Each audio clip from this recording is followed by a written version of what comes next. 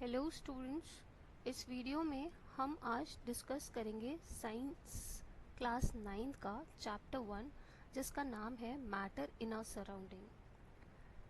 ये वीडियो इस लेक्चर का सेकेंड वीडियो है, यानी पार्ट 2 है। पार्ट 1 में हमने डिस्कस किया था मैटर क्या होता है, फिजिकल नेचर मैटर का कैसा होता है, एटम्स क्या होते हैं, उनका साइज क्या होता है, कितने छोटे होते हैं particles of matter, particles of matter की कैरेक्टरिस्टिक्स क्या होती हैं, स्टेट्स ऑफ मैटर क्या होता है। ठीक है, स्टेट्स ऑफ मैटर क्या होते हैं उनके हमने पढ़े थे, डिस्कस किया था हमने, उनकी प्रॉपर्टीज़ हमने डिस्कस की थी। चेंज ऑफ स्टेट और टेम्परेचर का साथ ही साथ क्या अफेक्ट होता है, हमने ये पढ़ा था। चेंज ऑफ स्टेट क्या होता है और टेम्परेचर और प्रेशर का क्या रोल होता है, क्या इफ़ेक्ट होता है स्टेट चेंज में। राइट नाउ आज हम इस लेक्चर में यानी पार्ट 2 में हम इवेपोरेशन डिस्कस करने जा रहे हैं। तो let's begin. Do we have do we always need to heat और change pressure for changing the state of matter? क्या हमको हीट या फिर हमको प्रेशर चेंज करने की ज़रूरत है? प्रेशर हमको चेंज करने की ज़रूरत है अगर हम स्टेट ऑफ मैटर की चेंज की बात कर रहे हैं। Can you quote some examples from everyday life where the change of state from liquid to vapour takes place without the liquid reaching the boiling point? क्या आप अपने एवरीडे लाइफ में से कोई एग्जाम्पल जहाँ पर स्टेट चेंज हो रहा है लिक्विड से वेपर फॉर्म में, ठीक है, वो आपको बताना है बिना लिक्विड का बॉइलिंग पॉइंट पे गए।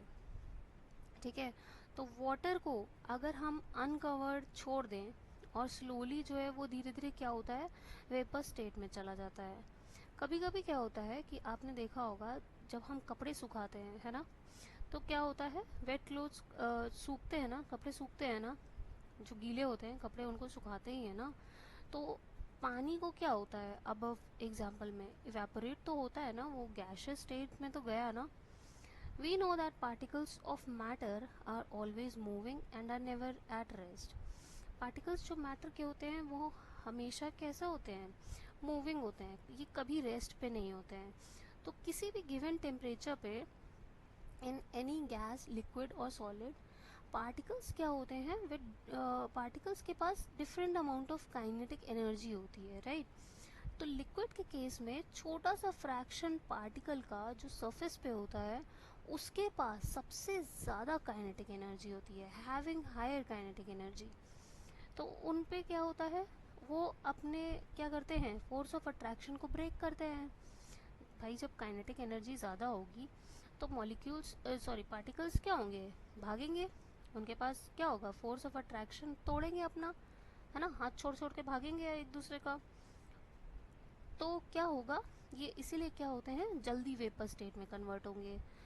इस फिनोमिना को, है ना, this phenomena of change of liquid into vapours at temperature below its boiling point is known as evaporation. तो यही चेंज जहाँ पर लिक्विड क्या हो रहा है, वेपर में चेंज हो रहा है लेकिन बॉइलिंग पॉइंट रीच नहीं कर रहा है, बॉइलिंग पॉइंट के बिलो ही इवेपरेट करना शुरू हो जा रहा है ना, वेपर फॉर्म में कन्वर्ट होना शुरू हो जा रहा है। इस प्रोसेस को कहते हैं या इस फिनोमिना को कहते हैं evaporation. Now let's see factors affecting evaporation. कौन कौन से ऐसे फैक्टर्स होते हैं जो अफेक्ट करते हैं इवेपोरेशन को? तो इसके लिए यहाँ पे नीचे एक एक्टिविटी दी हुई है, एक्टिविटी 1.14। इसमें क्या करना है, आपको 5 ml वाटर लेना है एक टेस्ट ट्यूब में, उसको क्या करना है, खिड़की के पास रख दीजिए या फिर पंखे के नीचे रख दीजिए। उसके बाद 5 ml आपको क्या लेना है, वाटर लेना है एक चाइना डिश में। ठीक है, उसको खुला ही रखना है, कुछ उसके ऊपर रखना नहीं है ढकने के लिए, लेड वगैरह। और फिर उसको भी आप विंडो के पास या तो रख दीजिए या फिर फैन के नीचे रख दीजिए, दोनों में से कोई एक चीज़ करनी है आपको।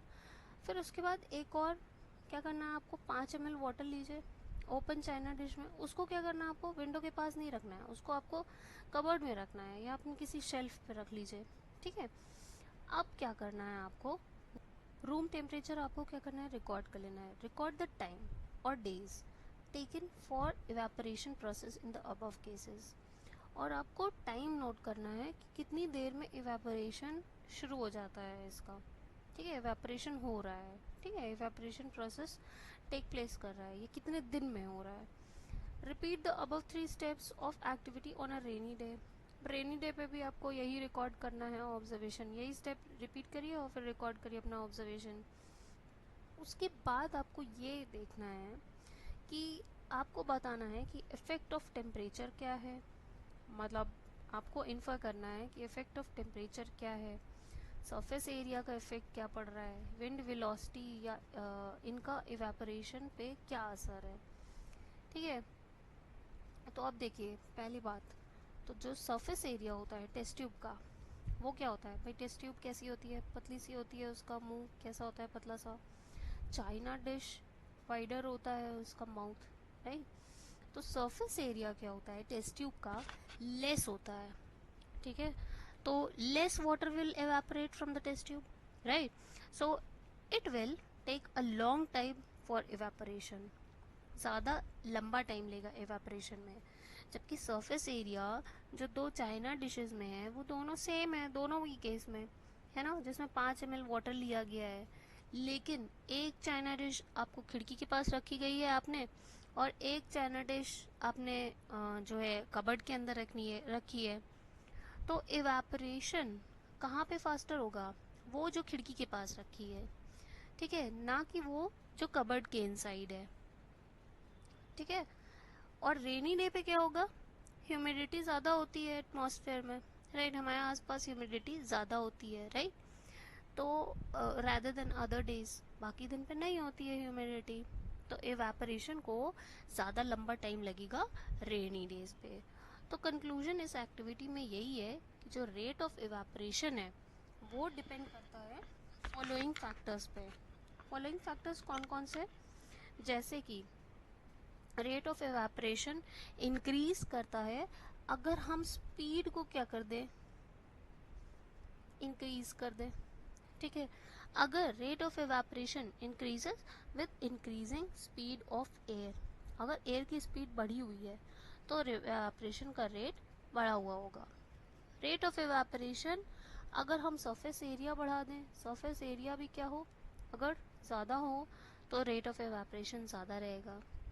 रेट ऑफ इवेपोरेशन घटा हुआ रहेगा अगर, रेट ऑफ इवेपोरेशन कब घटा हुआ रहेगा, अगर ह्यूमिडिटी क्या है, ज़्यादा है.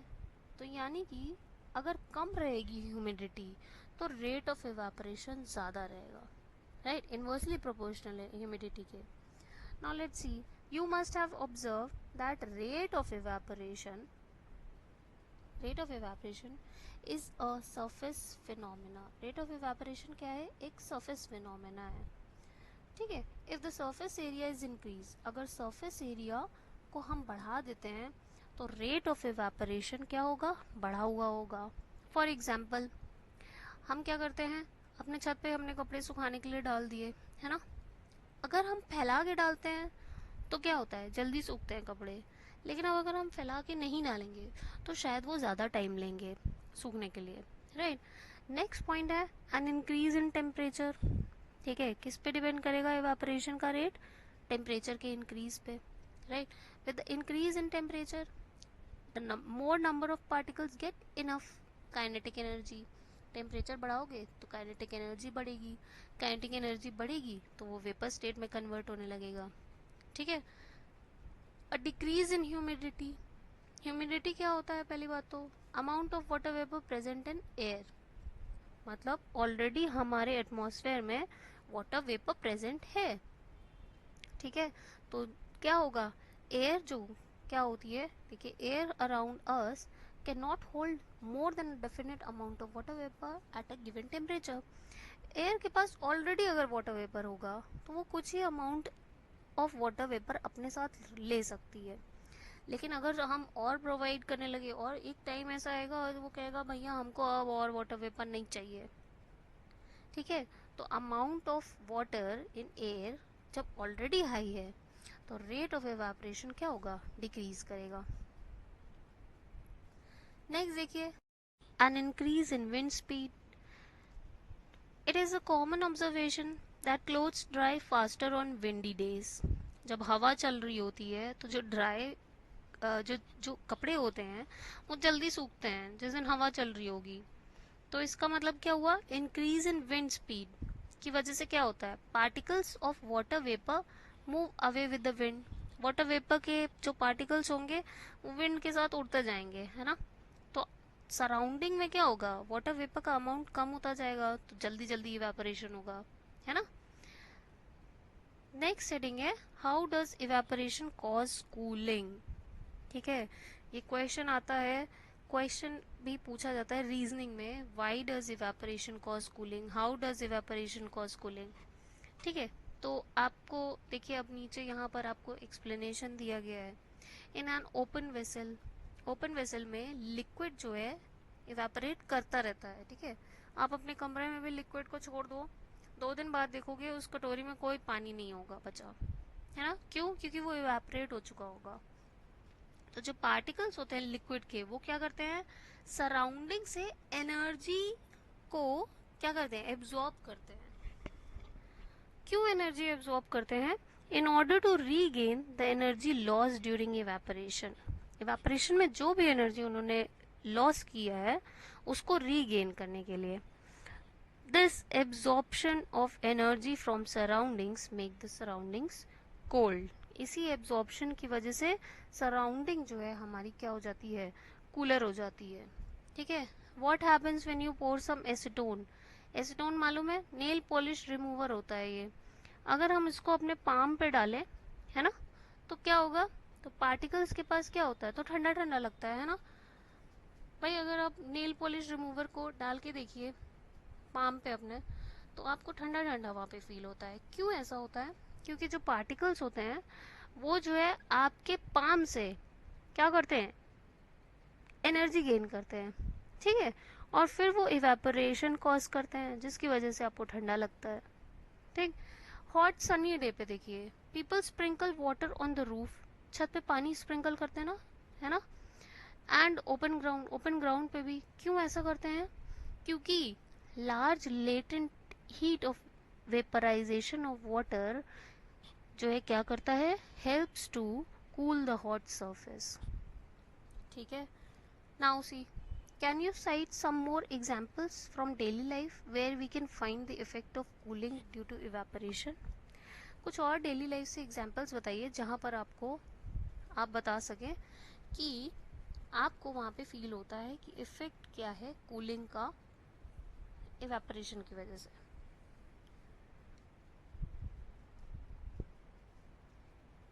नाउ क्वेश्चन एक यहाँ पे देखिए लिखा हुआ है, why should we wear cotton clothes in summer. Summer में आपको कॉटन क्लोथ्स क्यों पहनने चाहिए. During summer we perspire more. Summer में हम ज़्यादा पर्सपायर करते हैं, पसीना ज़्यादा आता है ना, because of mechanism of a body which keeps us cool, जो हमें ठंडा रखती है. We know that during evaporation the particles at the surface of liquid gain energy from the surroundings or body and change into water vapor.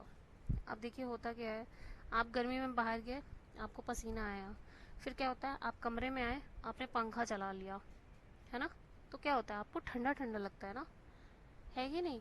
या तो हल्की सी भी हवा चली या आप हवा में निकले तो आपको ठंडा ठंडा फील होता है. ऐसा क्यों होता है, क्योंकि जो पार्टिकल्स होते हैं हमारे सरफेस पे, है ना, लिक्विड के सरफेस पे, जो पसीना आया उसकी सरफेस पे, उनको सराउंडिंग से एनर्जी मिलती है.